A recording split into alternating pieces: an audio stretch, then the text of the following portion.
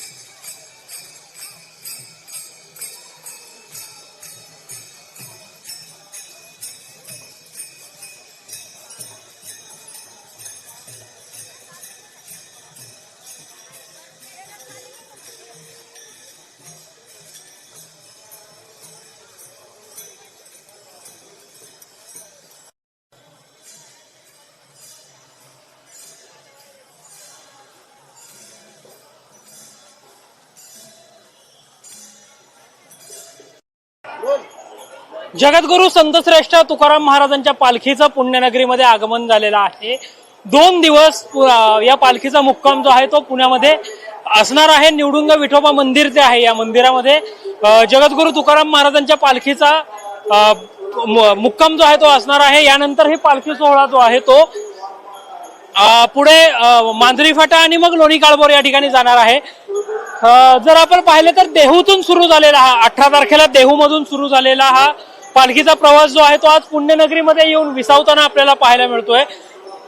या ठिकाणी जर आपण पाहिलं तर लाखो वारकऱ्यांची मांदी आली जी आहे ती आपल्याला पाहायला मिळते. जगण्याचा पाया, चालण्याचे बळ, विचारांची कळ तुकाराम म्हणत हे सगळे वारकरी बांधव जे आहेत ते आनंदाचे डोही, आनंद तरंग म्हणत हे सगळे वारकरी बांधव जे आहेत ते या पालखी सोहळ्यामध्ये मोठ्या उत्साहामध्ये सहभागी झाल्याचं आपल्याला पाहायला मिळतंय. आणि हे सगळे वारकरी बांधवांच्या चेहऱ्यावर जो आहे तो आनंद जो आहे तो ओसंडून वाहताना आपल्याला पाहायला मिळतोय. प्रत्येक वारकरी बांधवाचे म्हणजे हे 18 दिवस जे असतात वारीचे, हे वारीचे 18 दिवस म्हणजे अक्षरशः जर आपण पाहिलं तर आनंदाचा सोहळा म्हणून या पालखी सोहळ्याकडे जे आहे ते पाहिलं जातं. आणि या पालखी सोहळ्यामधून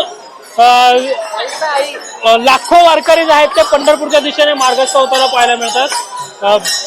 टाळ बोले चिपळीला हात माझा छंद, देवाजीच्या दारी आदर रंगला अभंग. अभंगाच्या जयघोषामध्ये टाळ चिपळ्यांचा जयघोष करत हे सगळे वारकरी बांधव जे आहेत ते पंढरपूरच्या दिशेने मार्गस्थ होताना आपल्याला पाहायला मिळत आहेत. लाखोंच्या संख्येने हे वारकरी बांधव जे आहेत ते आज पुण्यनगरीमध्ये आलेले आहेत. पुण्यनगरीमध्ये 2 दिवस या वारकरी बांधवांचा मुक्काम जो आहे तो असणार आहे. आणि